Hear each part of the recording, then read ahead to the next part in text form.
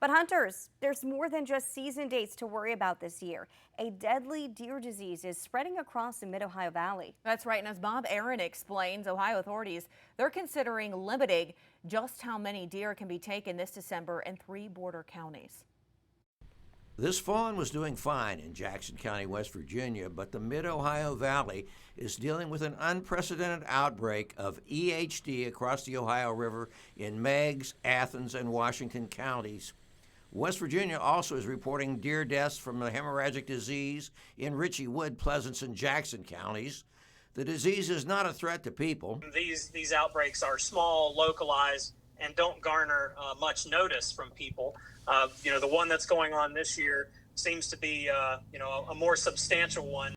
Ohio is looking at cutting the bag limit in 3 counties, starting with the 7-day deer gun season, which starts on December 1st. Some local hunters were worried that deer season might get canceled, but the approach under consideration calls for cutting the bag limit, the number of deer that can be killed, from 3 to 2 in 3 counties: Athens, Washington, and here in Meigs County.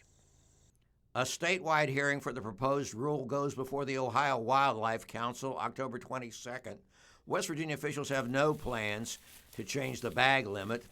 They note deer herds have bounced back after serious outbreaks before in the state, even with 60% death rates, and that the surviving animals will have immunity.